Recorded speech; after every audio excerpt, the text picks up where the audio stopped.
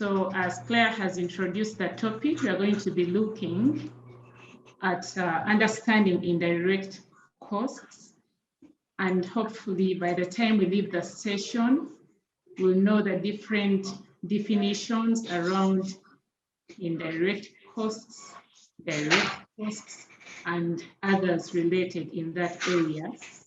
We're going to look at different examples in these specific areas. We're going to look at who regulates the rates that we use, the different rates that we are using in our institutions. And most importantly, of course, we're going to see different computations. So the first computation will be at the level of budgeting. How do we compute IDC? And at the level of post-award management, that is at the point of invoicing, at the point of reporting, submitting the financial report, how do we compute the IDC? We're going to look at the different types of IDC rates and the negotiation area of an F&A rate with your sponsor.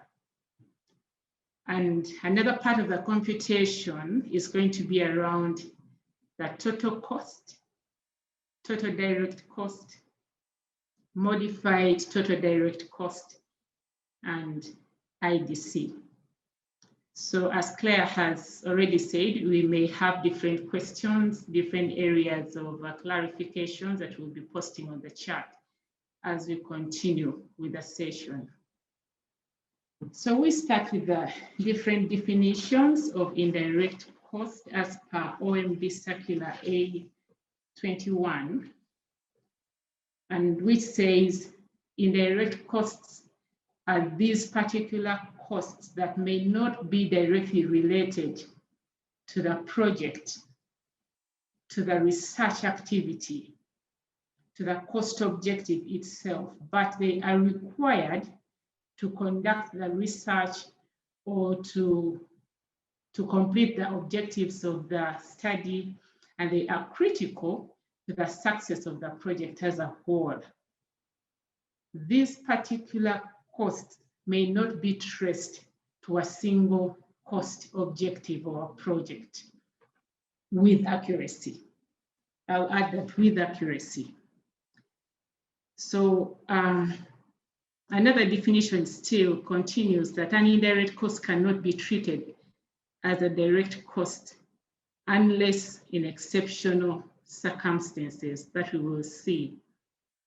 Also, indirect costs are used interchangeably. This word is used interchangeably with the word overhead or facilities and administrative costs. So you can either call them F&A cost or IDC or overhead.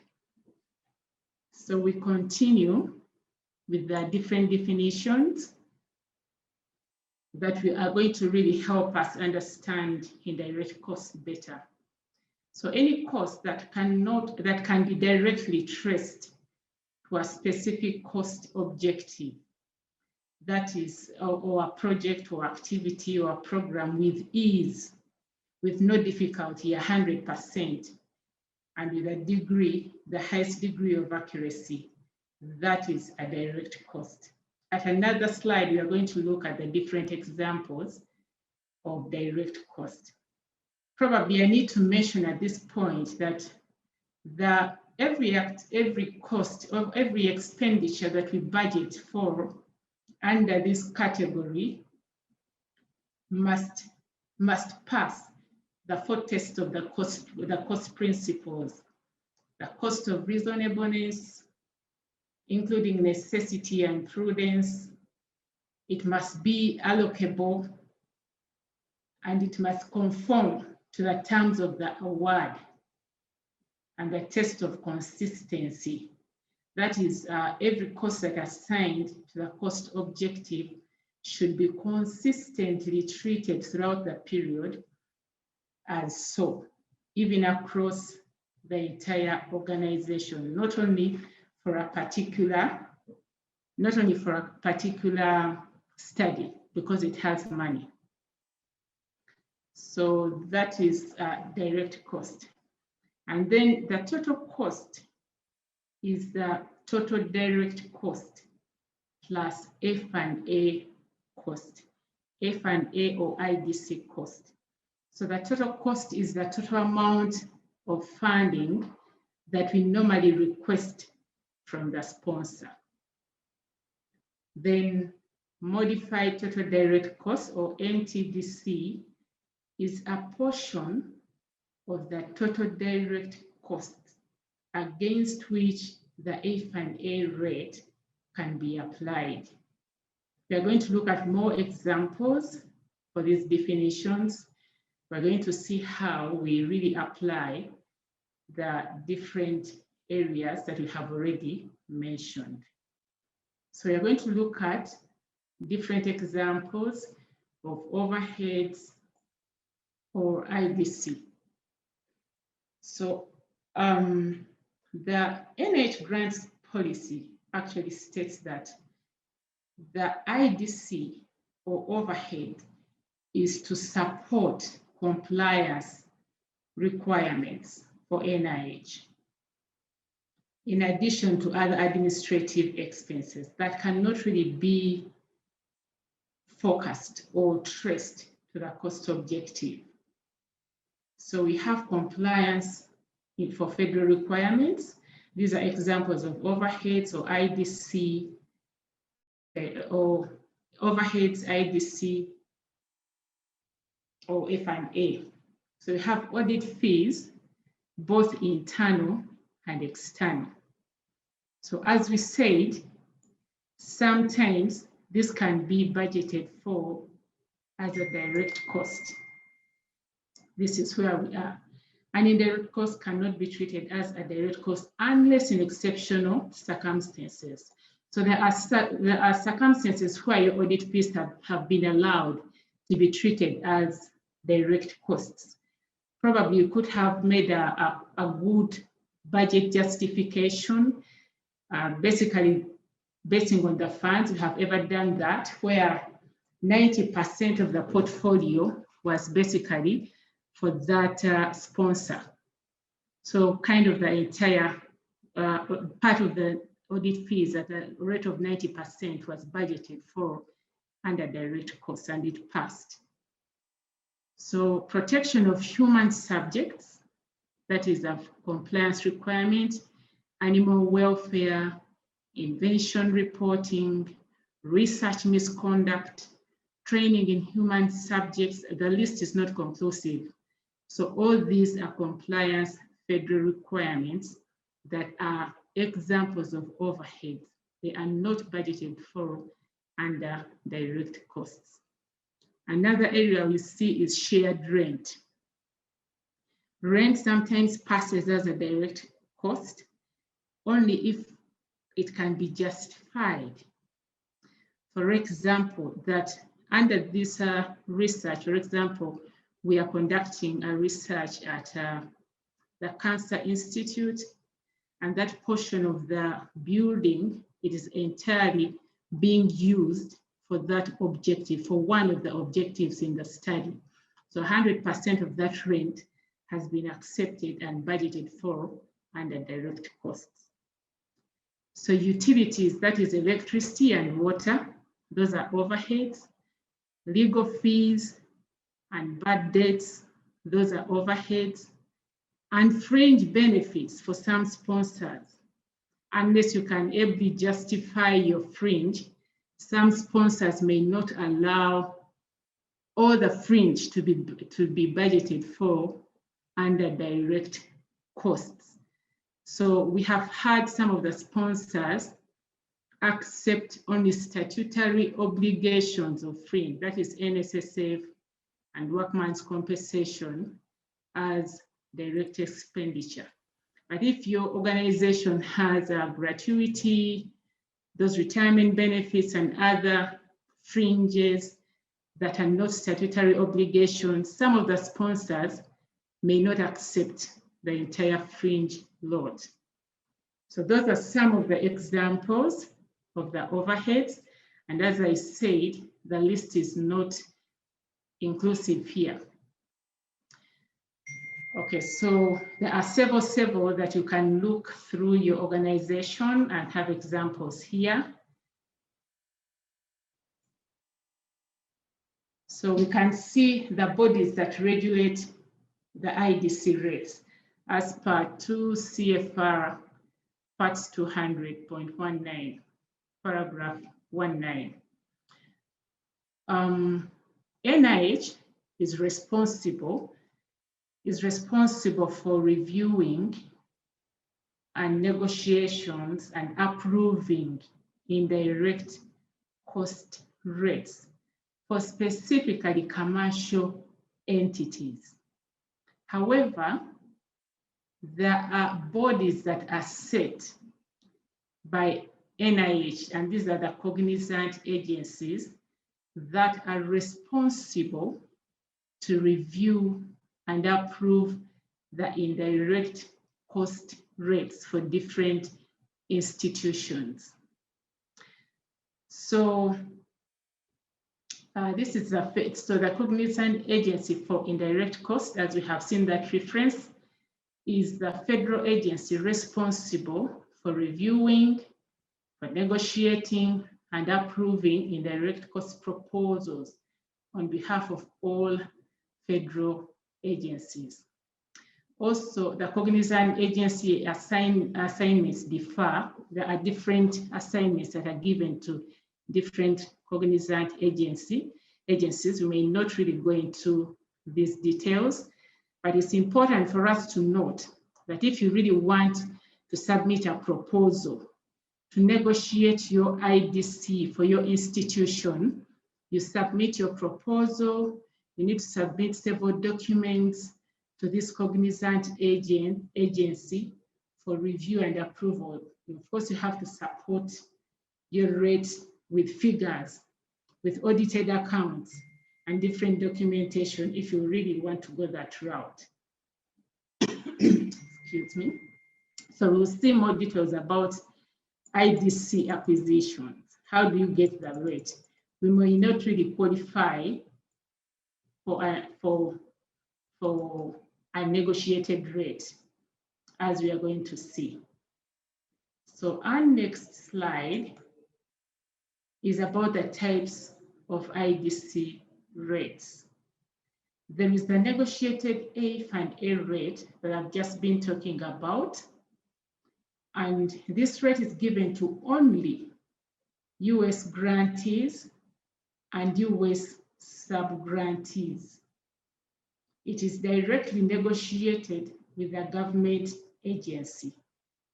It may keep on fluctuating depending on the ratio of the entity's direct costs versus the indirect costs. We are going to, in a short while, we are going to look at how we can determine the negotiated F&A rate and submit a proposal to the government agency for award. But as we see here, this rate is only given to US grantees and US sub-grantees, basically. So for foreign grantees and foreign sub-grantees, which we really are, that is where we really fall, we are foreign to the US government. So the rate that is currently given for foreign organizations, international organizations, apart from WHO and the University of Beirut, and domestic grants with foreign components is currently 8%. So it is 8% not on the entire total cost, the total cost of the organization, and then you compute 8% of that total cost. No, it has to be on modified total direct costs, as you're going to see. So we are going to the next slide. Rebecca? Yes, please. Priscilla is requesting you to use full screen if it's possible. All right. Sorry. To be specific slideshow. When you go to slideshow, then it should show one particular slide at a time. Yeah, that's why I'm trying to go.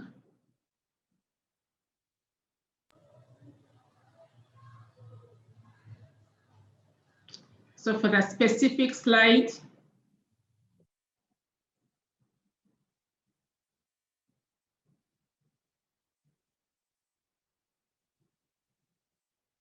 oh, sorry.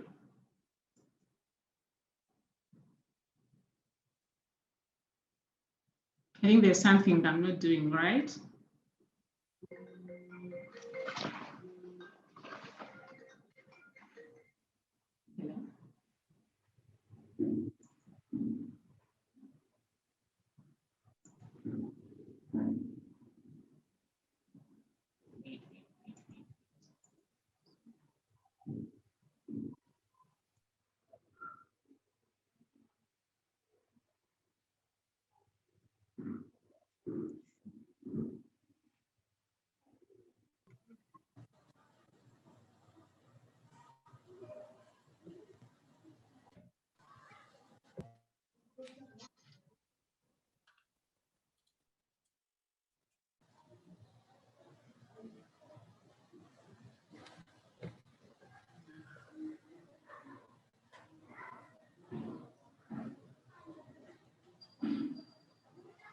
Let's hold on a bit. Rebecca is trying to preview using the full screen.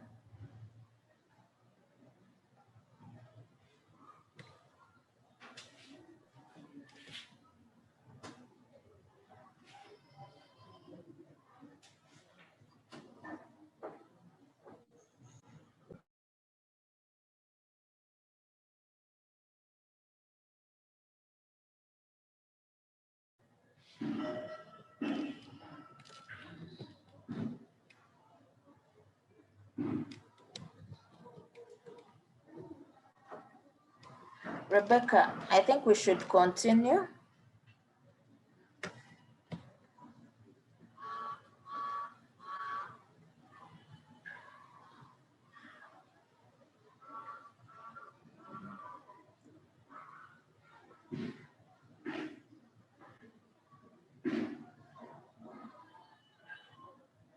Rebecca, please continue.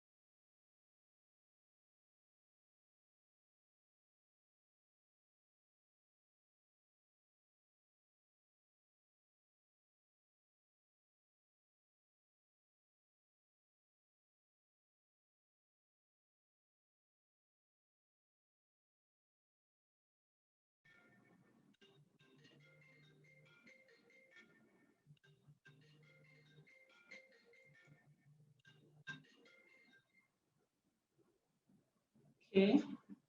Hello? Hello? Yes, Rebecca. I could have lost everyone. Yeah. But we can now hear you. Okay, thank you very much. So we had gone through the different examples. We had gone through that. We were on types of IDC. We had gone through this. And we are on computation of IDC at the budgeting and post-award. So at the point of budgeting, at the budgeting level, it's important for us to know how we compute the IDC to make part of our budget that we present to the sponsor. So at this point, one must justify the source of the rate that is being used. As we have already seen, the rate could be negotiated, in which case we need to verify, to justify that we negotiated this rate with a federal agency, and this is the documentation. We need to attach that at the proposal submission. And then at the point of post-award, this happens at the time we are invoicing or submitting our accountability report. So it is important for us to know how we compute the IDC. Okay. So this slide shows us how we compute the IDC at post-award. It is important for us to know that auditors really look out for IDC computational errors. And if we are found on the wrong side of the computation, the sponsor will request for a reimbursement of the IDC that was not properly computed. And it's also important to know that IDC at the point of post-award, when you have already received your grant, IDC is earned on the total direct expenditure.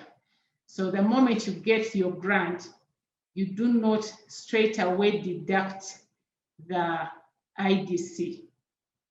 You need to first spend, and it's against that actual allowable expenditure that you will charge the IDC. So the example here is showing us the total direct cost of $240,000 at the point of budgeting, and which had an IDC submitted to the sponsor of $19,200 at 8%. So the total cost in the budget was $259,200. So at the end of the period, and this is the point we are computing the IDC for accountability purposes. The total that we actually spent was not 240, but 220. So the chargeable IDC is not 19,200, but 8% against 220,000 to give us 17,600 IDC. So the total cost being accounted for to the sponsor becomes 237,600. I hope that is clear. So if I'm fast, kindly let me know. So another area that we need to know about understanding indirect cost is understanding how to negotiate the F&A rate with the sponsor. How to calculate, because calculation is part of the proposal that we're going to submit to the sponsor. How do we calculate the rate that we are requesting to use? So this is an example. We need to know the categories of direct costs and indirect costs. That is very important for us right from the beginning. So the first portion has the list of direct costs, which are salaries, fuel for the study, the lab supplies, and other direct costs that are not mentioned here, to give us a total of $275,000. So, and then indirect costs are put into a pool. That we have support staff, we have legal fees, audit fees, and all these other indirect costs, shared rents and utilities, and our total is 129,000. So when we are submitting to the sponsor, our rate of IDC that we are going to request for is our total indirect costs versus our total direct cost, which is shown here as B over A, to give us a negotiated indirect cost rate of 47. So when the agency reviews our submission and everything is well and corrected and correct, we'll get an IDC for that particular period of time of 47%. So those US, I'm sure you have noted that the US entities have a very high IDC rate. Some of them go to 70%, 65%. We have worked with organizations whose IDC goes beyond 60%. And it has an implication if you're going to really work with such organizations as sub-awardees. That means they're going to take a big toll of your budget, because as you budget, you need to incorporate their rate of IDC at that negotiated rate, not at our foreign 8%, which is given to foreign organizations. So I hope that is clear. So this may not really be so applicable to the foreign institutions, because unless you have that opportunity of negotiating your IDC rate with the sponsor, there are some universities that have actually succeeded. Okay, we wanted to also look at details of direct costs and modified total direct costs. So we saw an example. So we already saw a definition of the direct costs. So we can look at the examples of our direct costs, because this is going to be very important for us as we compute the IDC that is going to be awarded to us. So the examples of direct costs may include the direct salaries and wages, the travel, equipment. Equipment is also a direct cost, though it has some area of treatment when we are computing the IDC. The materials and supplies, and sub-awards. So sub-awards, this is very, very important. It's sometimes very challenging to compute IDC where you have sub-awards incorporated into your grant.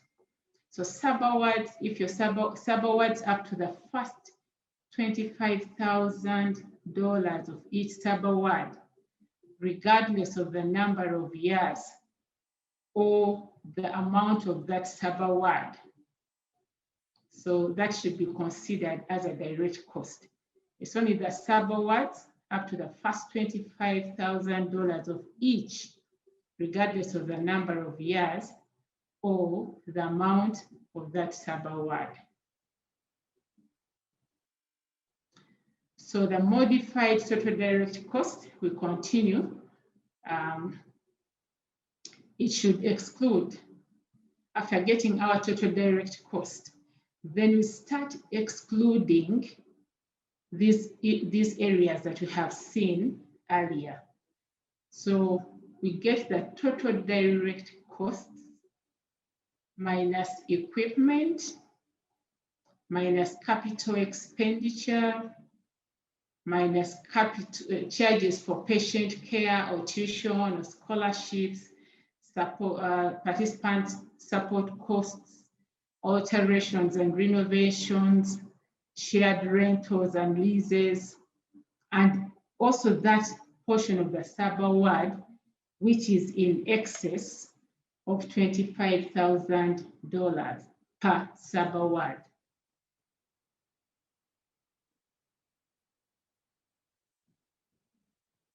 So here we go to computing the modified total direct cost or the F&A cost using the subtraction method. Rebecca, there is a question in the chat from Norbert. He's asking that you are a prime recipient of funds with an 8% IDC, but you are going to work with a US organization with a negotiated rate of 60%. How do you treat this at the application stage? Norbert, thank you very much. We have gone through several experiences of that, and as we shall see in the subsequent computations that we are going to have, the US entities have a higher negotiated IDC.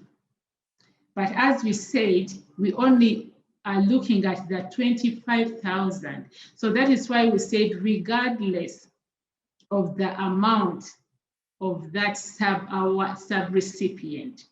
So I'm sure by the end of the session, after we look at the different computations, we are going to see how to handle that. You can quickly probably check one of the slides, the last slide. Remind me the slide that we have left. Let me quickly answer this, just in case. So there is this grant that we have just been writing with some of the with some of the, let me see. Yeah, with some of the participants, with some of the subs. So regardless of the amount, we had 3 sub-grantees here. So regardless of the amount, so we had to add back 25,000 for each sub-grantee to be able to get the modified total direct cost and apply the F&A rate to get the total cost for the sponsor. So I'm not sure whether I've answered your question, but I'm sure by the time we conclude this, yeah, by the time we conclude the computations, you have your answers. For example, your IDC is 8%, but you're only going to, you have to take the sub-awardees as if they are direct at that point in time. Then you're going to deduct that amount and then apply only 8%, your 8% on your modified total direct cost, not on the entire total direct cost, because you're going to give them their entire budget as is, including their portion of IDC. I don't know, but whether I have partially answered your question.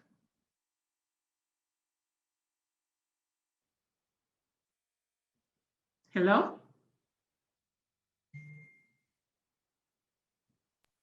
Hello?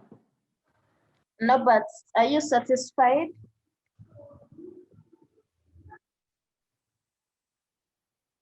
Please let me know whether Norbert is satisfied. I can simplify the response.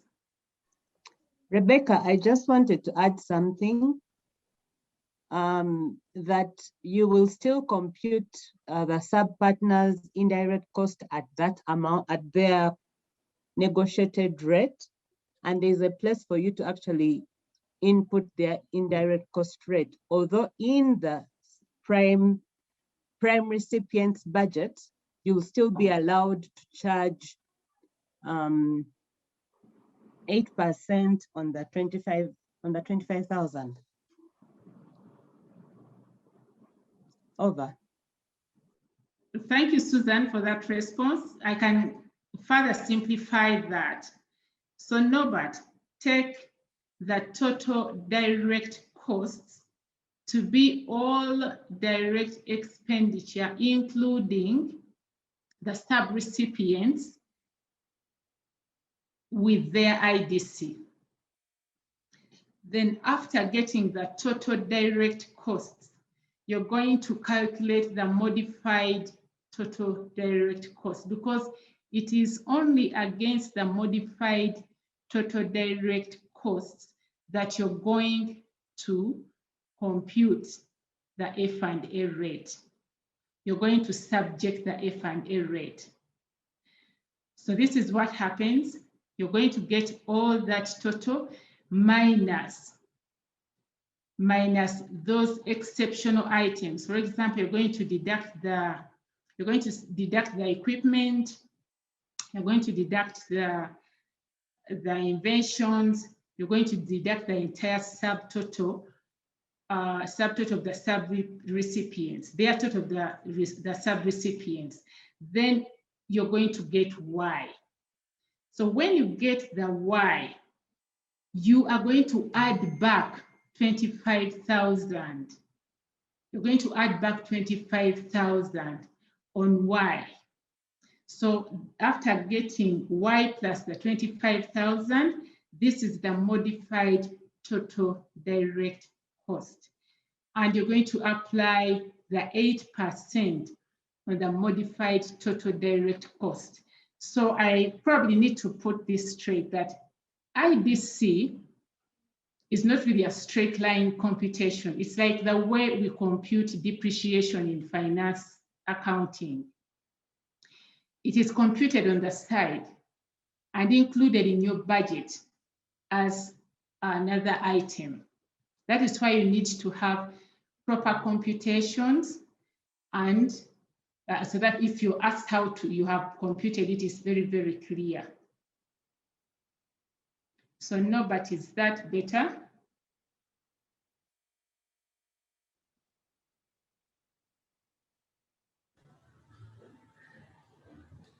So Claire, are you getting anything from Norbert?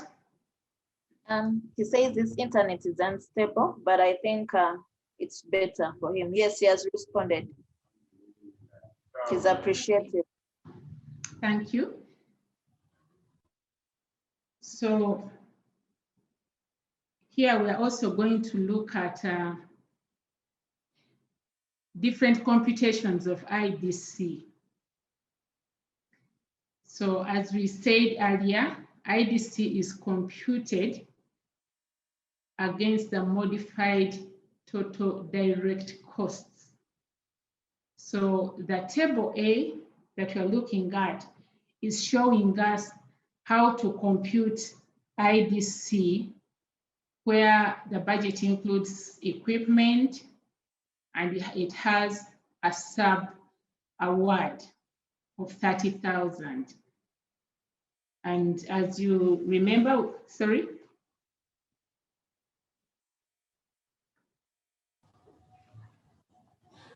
Yeah, I thought someone was saying something. You can first complete the slide, then I can raise the question. Okay. So here we are computing using the subtraction method. So you can use either the subtraction method or the addition method. So both methods should give us the same results. So here we are using the subtraction method, and our total direct costs.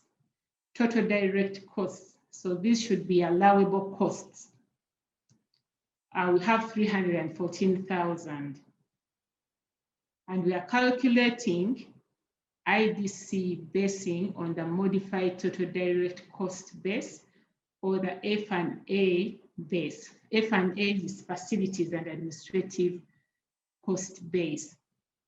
So as we said earlier, we have to deduct those exceptional items.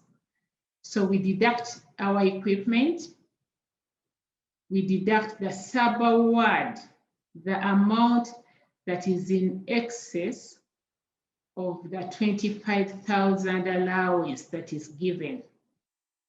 Actually, it is given, this allowance is given once for each sub-awardee, for each sub-recipient, regardless of the time they are going to be with us.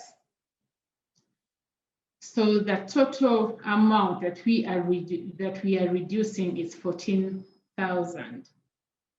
And our modified total direct cost base is 300,000.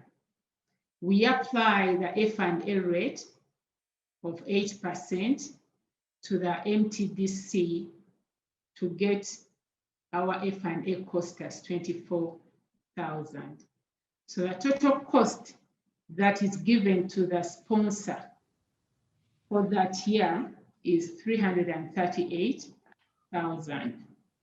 So here you see that the sub-award was 30,000, and we have subtracted the allowance that is given to us of 25,000. So any excess of the amount of 25,000 is what we have reduced. So the deductions, total deductions are 14,000. So we will leave that. That was just to show us how we compute the IDC using the subtraction method. Rebecca, there is a question. Okay. He's asking that why do we have less items like equipment and other capital expenses, yet in his view, they are already justified as part of the direct costs?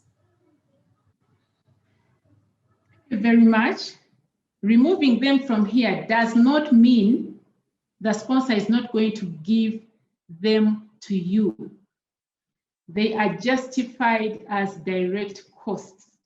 But the guidance is, while you are computing overheads, while you are computing the F&A rates, the NIH guides that you will remove these exceptional items.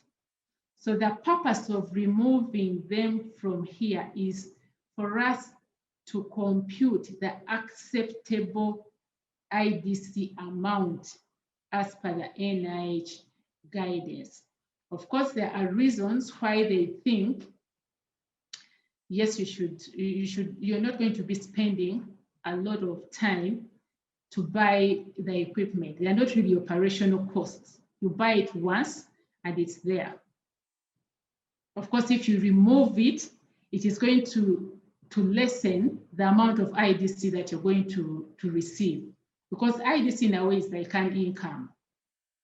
But that is the guidance that we have from NIH. So we can have other facilitators to give more light in this line, please.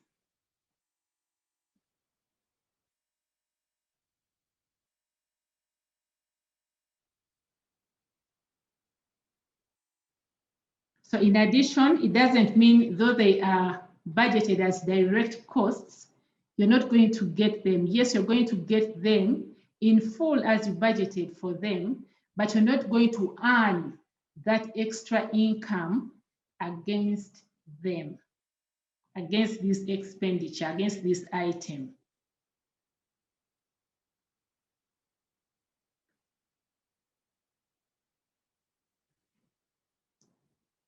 Okay, I guess we may continue. So that was showing us how we compute IDC, the subtraction method. So the other area that we are going to look at in table B is how to compute IDC if we have a sub-award which is less than 25,000 in year one. For example, sub-award X, or sub-award, I would say University of Minnesota. is less than 25,000 in year one. So this example has the same direct costs. So including our equipment of 9,000, including the 20,000 of the sub-award. So our total direct cost mentioned here is 304,000. So this is how we are going to calculate our MTDC. What are we subtracting? So as you know, our guidance, we subtract equipment. If this direct cost had renovations and alterations, we would still have them deducted here. If this direct cost also had other areas of patient care cost, we would still have them deducted here. So we are deducting equipment, we are deducting any excess of 25,000 in the sub-award. So as we have seen our illustration, for equipment, yes, we have 9,000, and any amount beyond 25,000, we have 0, because our sub-award is only 20,000. So we have only 9,000 to reduce from the 304. Our modified total direct cost, or F&A base, becomes 295,000. There is no sub-award amount exceeding 25,000, so we are excluding that deduction.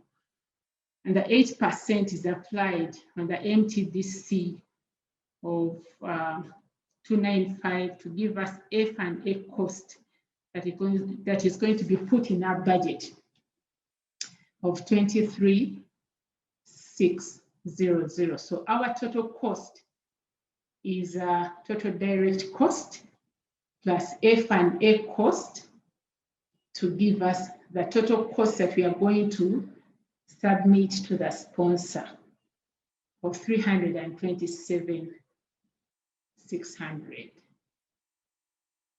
I only hope we are following, because we are going to go into another table to give us another illustration.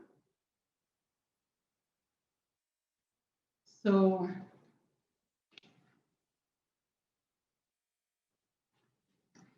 this illustration, we have excluded the equipment, and we are in year 2. We can also still include it, but we are in year 2. So year 2, we have this same sub-award, University of Minnesota. Our total direct cost is 295,000. So year 1, we had a sub-award of 20,000. Year 2, the same sub-award has budgeted for 20,000. This is how we are going to calculate MTDC. So we are going to subtract any amount in excess of the sub-award allowance. So I hope we can follow to see how the 15,000 is got.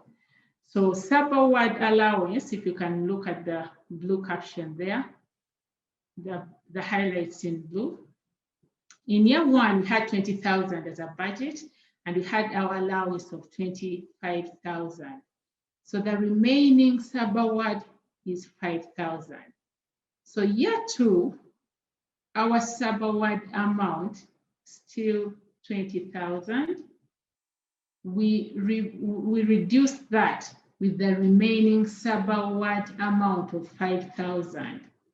So 15,000 is in excess of the sub-award allowance. And it's the 15,000 that we are going to lessen from the total direct cost. So our modified total direct cost is our total direct cost plus any amount that is in excess of the sub-award allowance of 15,000, and our MTDC is 280, with that 8% charge, and our IDC, sorry, our total cost submitted to the sponsor becomes 317,400. So it is very important to know that the sub-award calculation is done per sub-awardee. Okay. We want to see how the addition method works. How do we compute the modified total direct cost and the F and A using the addition method? So to get MTDC, we use the total direct cost that we are applying to the prime, of course, without equipment, etc., and add back.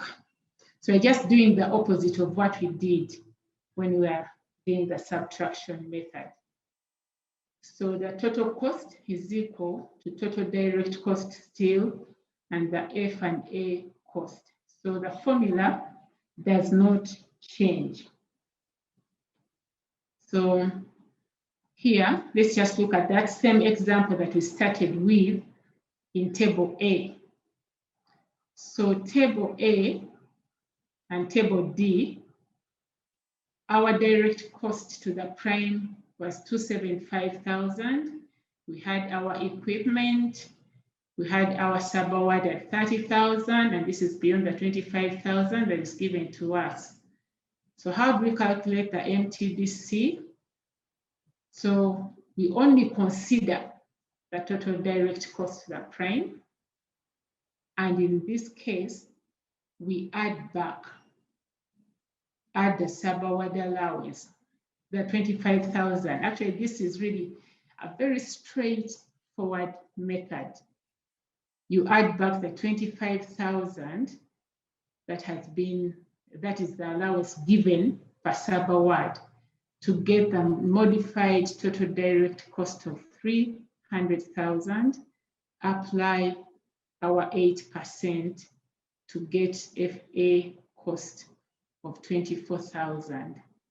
And what we are submitting to the sponsor is a 338. So we wanted to compare that with the results in table A to see that we really have the same results. So both approaches have to give us the same results. We had total cost being submitted to the sponsor as 338,000, and what we are earning as IDC is 24,000. So that is using the subtraction method. When we go to use the method for addition, we are getting the same results for the F and A cost and then the total cost of 338. So it's been very cheap. I think it's cheaper to use the addition method. You just get the 25,000. It's quick to remember that you're only given 25,000 for each sub-award, regardless of the years that you take. So at this point in time, I would request Claire to handle the administrative area there. Thank you very much. Unless you have some questions.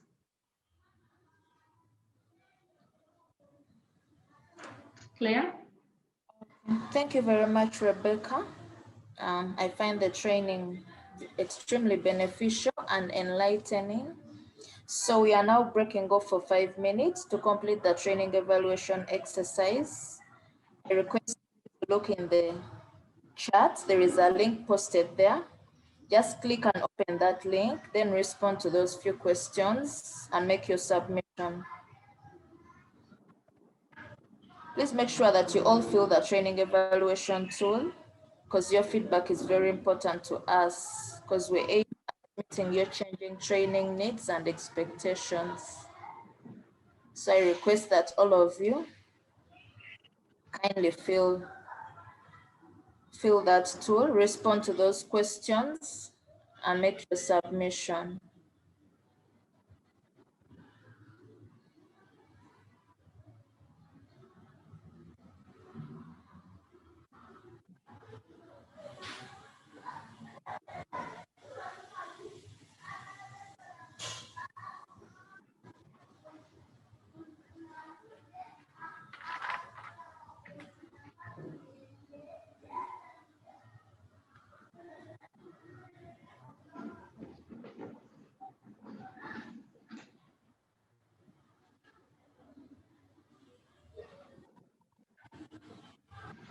I hope we are all there.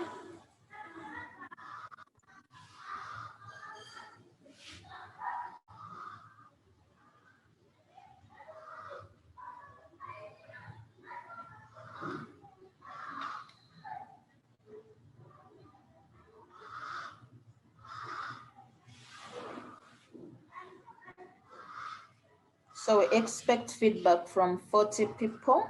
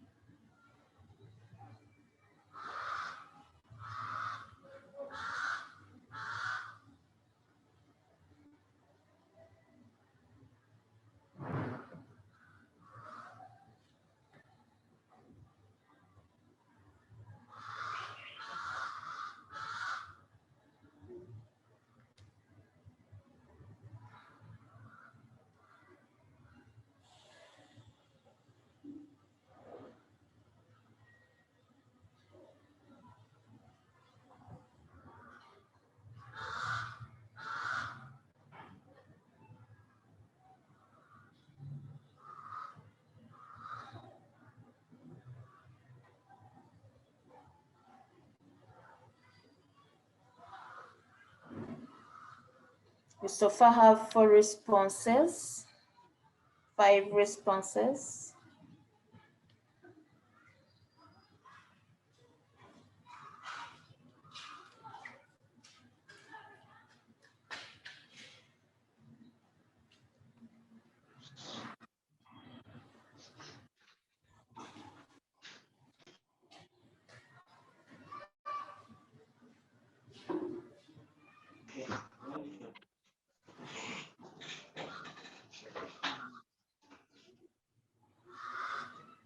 We are left with 3 more minutes.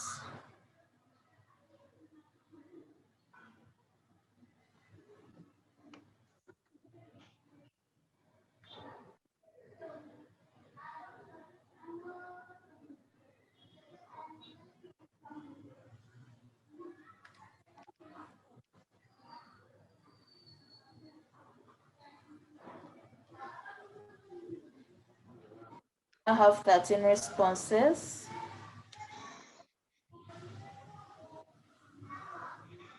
We are still waiting for 27 responses.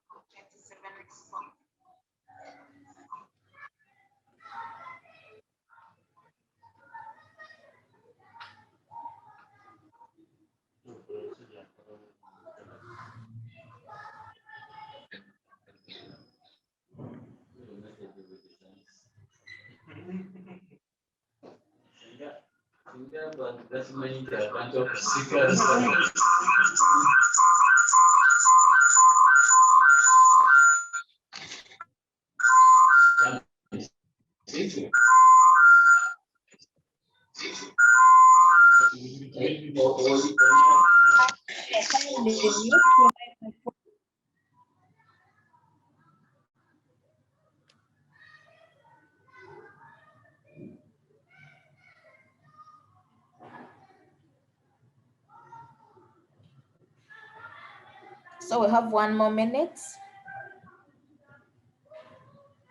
We've so far received 19 submissions.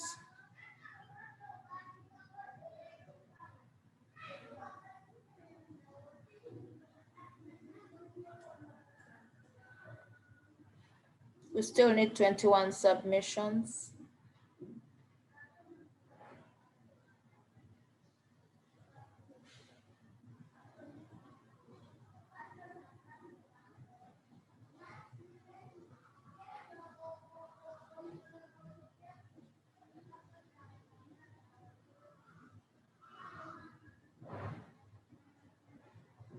Let me allow you 27 more seconds.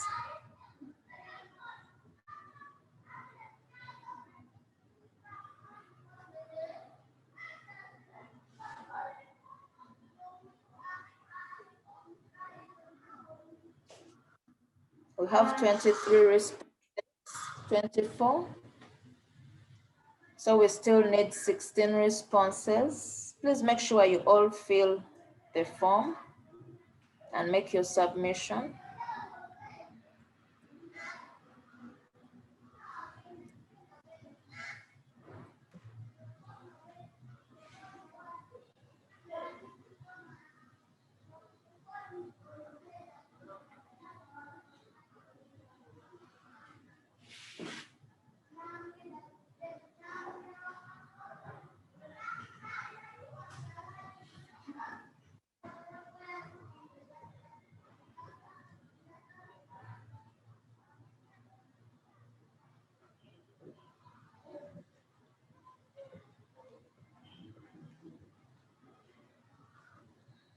Okay, so I'm closing the training evaluation exercise.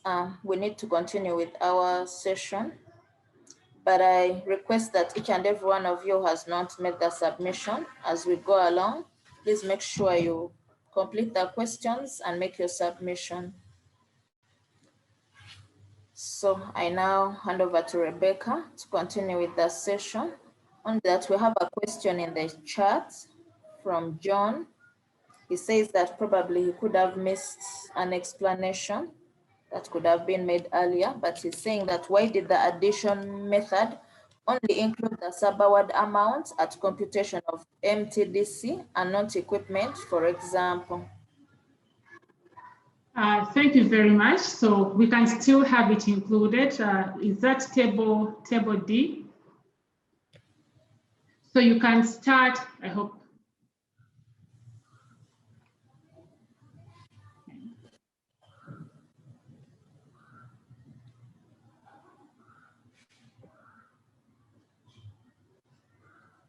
You can actually start anywhere. So that is table D. Sorry. I'm trying to look for the table that you're referring to. Well, this is the one.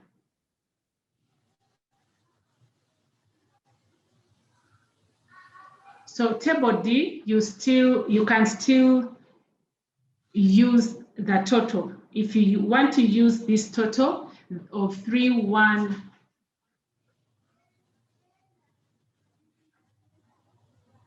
I'm trying to look it up. If you want to use the total of 295, then you need to, is that the one that you're referring to? Hello? Hello. Is the one that I'm displaying the one that you're referring to? No, it isn't the one. The other one was an example following the addition method. And I saw 25,000 there. The sub-award was 30,000. You put the but at computation of MTDC, you put 20,000. But I did not see equipment in there. So I did not include equipment in here because I took the total direct cost to the prime. I did not take the entire 314. Are you able to notice that? So if I had put the entire 314 from the beginning, I definitely needed to have reduced the equipment as well. So the MTDC, I took the direct cost to the prime, and this is already excluding the equipment. Is that clear? Very clear. Thank you. Okay, thank you very much. So there is also another question I probably need to address now. And it's saying that there are instances where direct costs are used to cover indirect costs like administration and any other indirect cost. Yeah, I think this is the question. So is this allowed at all? So we are saying that if that cost is related and it can be traced 100% to the objectives of the study of the grant, why wouldn't you include it as a direct cost? If you leave it out, then you're operating at a loss. You're not having the entire activities that are 100% related to this grant being reflected. Okay, so you shouldn't leave it out and say I would have to pay it out against the IDC. So the NIH guidance, the policy says IDC is basically to support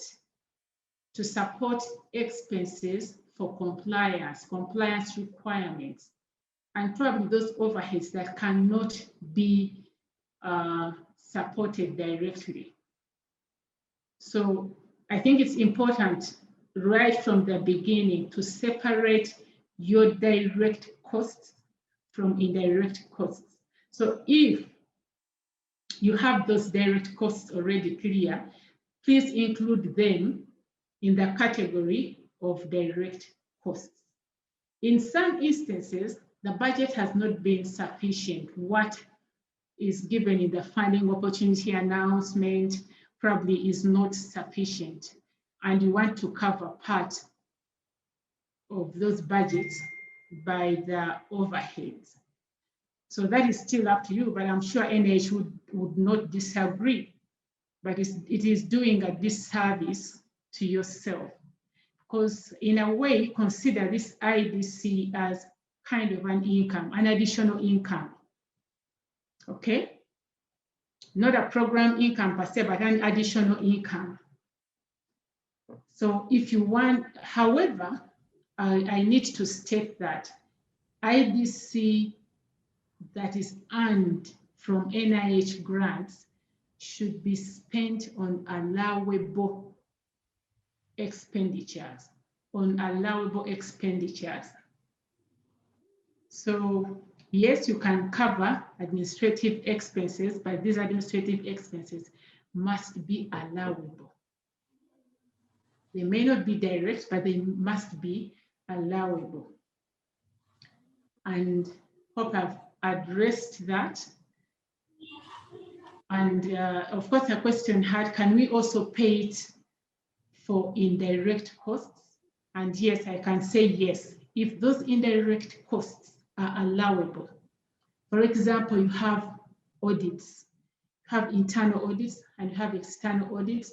And by the nature of your grant or funding opportunity announcement, you were not allowed to pay audit costs as part of direct costs. So if you use part of this overhead to pay for the indirect costs like audits, that is pretty much allowable. There was also another question that, let me just read it as it is. I learned that indirect costs are not accounted for at the end of the project. Is this right for NIH funded projects? I would say that in the beginning, that is all we knew. What we knew was that this IDC, once properly computed and it has been given, especially an after the fact IDC, you have received it in your coffers as an income for the entity. That was the end of it all. But in one of the trainings, sorry, that we had, we were told, I need to get reference for that. We never got a reference. We were told that at some instances, the agency would need to audit the IDC. So IDC, though you may not have to account for it, you need to give it proper in your ledger. If it's still remaining, you need to give it proper expenditure codes. And as I said earlier on, the expenses that are made against IDC income must be allowable expenses. You're not going to throw a bash an end of year party for the organization and buy the beers and say, yeah, we use part of the IDC to do an end of year party for the staff that we are running the project because the year has ended. That is not allowable. Okay, so I hope that is addressed. Okay, so we ended at table D where we said both the subtraction and the additive method should be giving us the same results. So I want to quickly continue. This will not take us long. to use the same example using the addition method, and we're going to look at a scenario, the same scenario where the sub-award is less than 20,000.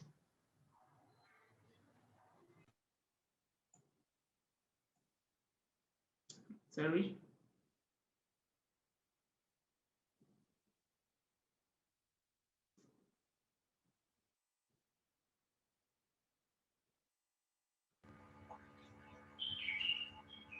Hello.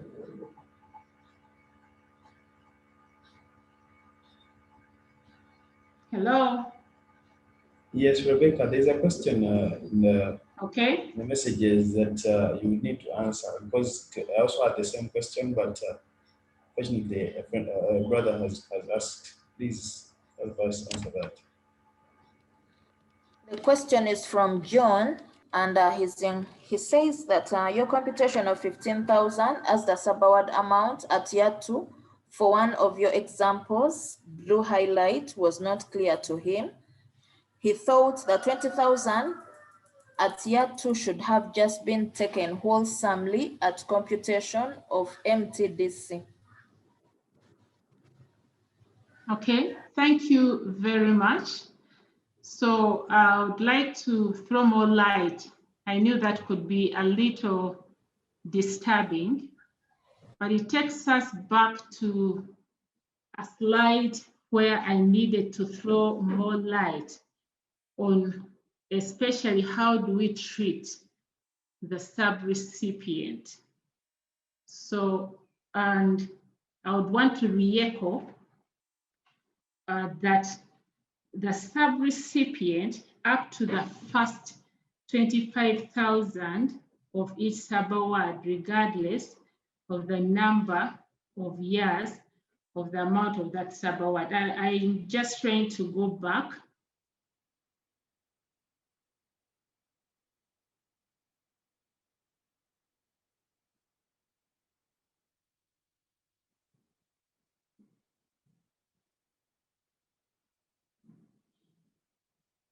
Okay, I hope this is the one.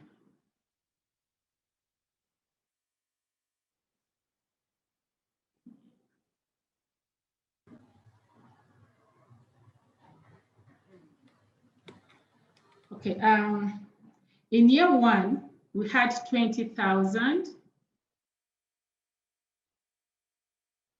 and we did not deduct this 20,000, okay? That allowance was, it's not really forfeited, but mind you, it is the same, this is the same sub-award. So when it comes to year 2, I want it to approach it in another way. So we have a total of 40,000.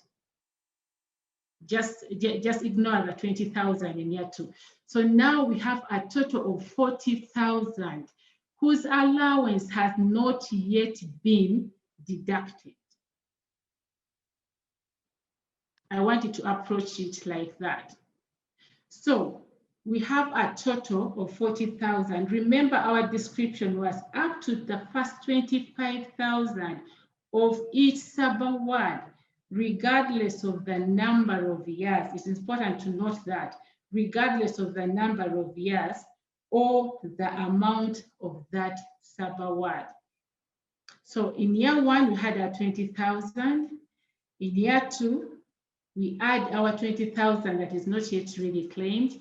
So we have a total of 40,000 for that sub-award. So we take the 25,000. I'm putting it in simpler terms and forgetting the other one that has kind of confused you. 25,000 minus 20, you get this 5,000, and yet in year 2 apply only 5,000. So get a total that in year 2, I had 40,000 still with me in my coffers. I haven't claimed any allowance. So you take the 25,000 subtraction method. So the balance 40,000 minus the 25,000, you will have the 15,000 that you have reduced that you are going to lessen, which is in excess of the sub-award allowance.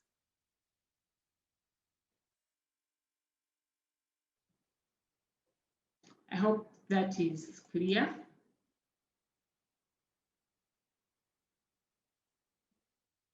I hope that is better. Yeah, slightly better. Yes. Okay. Yes, that is a bit better because it is easily understandable. Thank you very much. Yeah, it's more understandable. Thank you. So we go to, I just want to see where we stopped.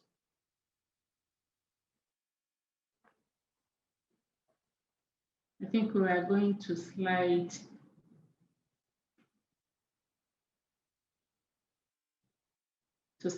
F, yes. So this is the same example. Let me just see. So this is the same example. Our sub-award is 20,000, which is still less than the 25,000. And we are,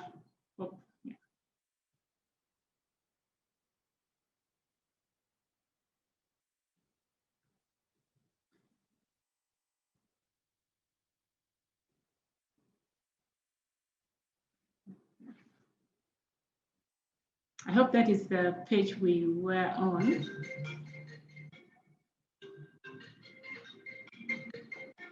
Minute, please, 1 minute.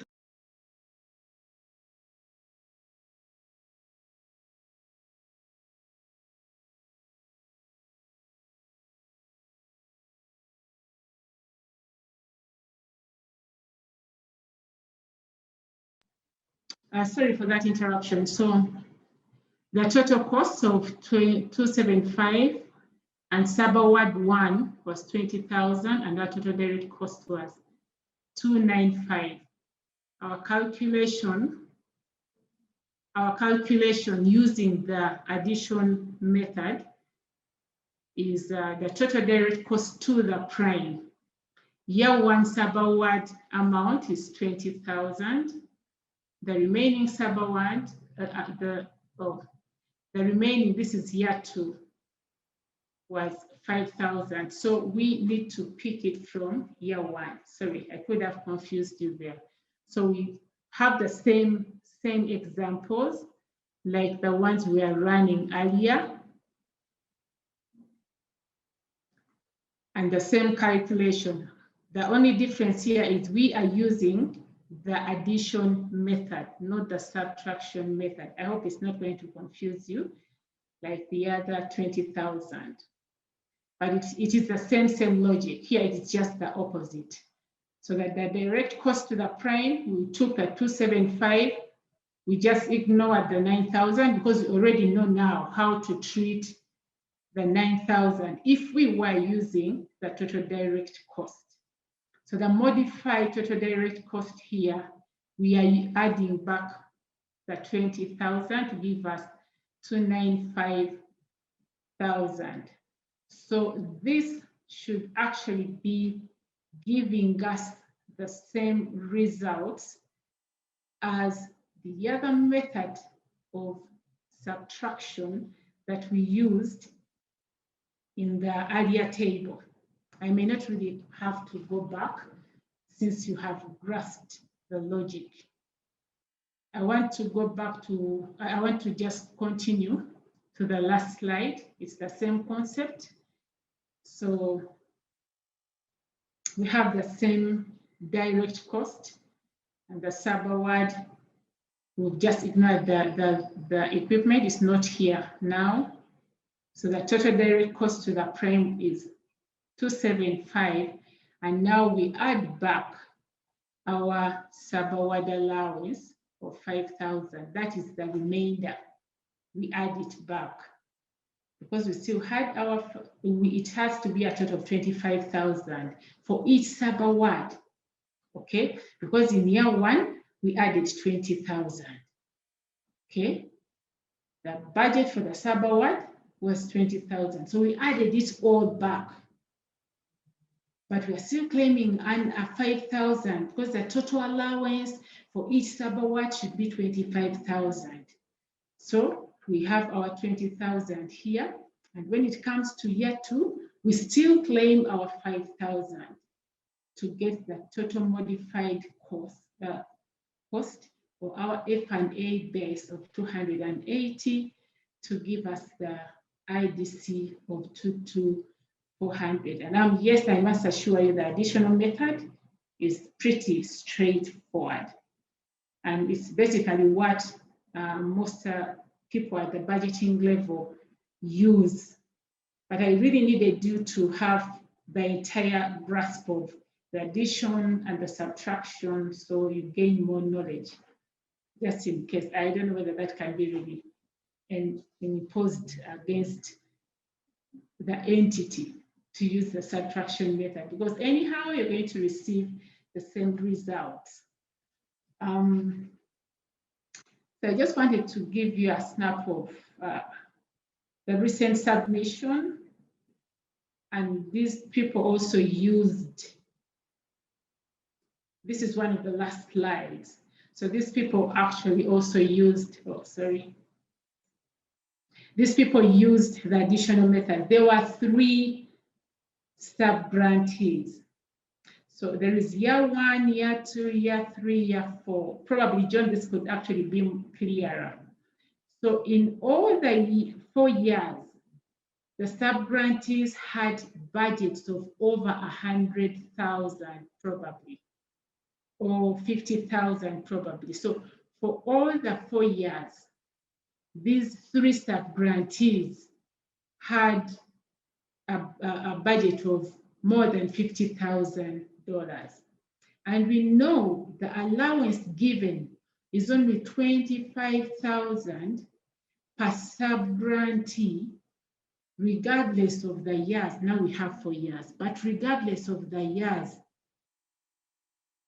Okay. So here for the 3 sub-grantees, each we had to add $25,000 to get 75. And because we recouped all the allowable sub-grantee amount, there is nothing we put for year 2, nothing we put for year 3, nothing we put for year 4. So in only year 1, we were able to add back, using this additive method, we added back our 75,000, which is 25,000 times 3 sub-recipients, to get our modified total direct cost as 244,000. And as you may appreciate, the more here you get, the more IDC that you will receive, the higher IDC that you will receive. Okay, because in year 1, this prime was able to get IDC of 155,702. Year 2 is only 110. Year 3, 114. Year 4, 115. Yet the total cost in year 4 were actually higher than the highest among all the years. So I just wanted to give you this so that you appreciate the calculation, the proper calculation of IDC, especially on sub-grantees, lest you lose the funding or you lose money in improper computation of IDC. Okay, so this also, you can see significantly in year 1, the total cost to the sponsor is the highest, okay, because of what we are getting in IDC. Our last slide is basically where do we place the F&A cost in the R&R budget. So in assist, there is a portion of where we put IDC as a line item. It is important that you should have computed this in Excel somewhere for all the years, for each year, and then for all the years, just like we have seen here. And for this one, our IDC would be 8%, and it is an indirect cost base, plus the cost base is the modified total direct cost, against which 8% is applied to give you this IDC of 19,664. So that total amount for this year was 330,468. So this is where it is applied in the R&R budget, in the assist, when you're submitting the grants. But when you're doing your financial reports, I'm sure your system should be able to properly compute the IDC that is supposed to be charged or invoiced against each grant.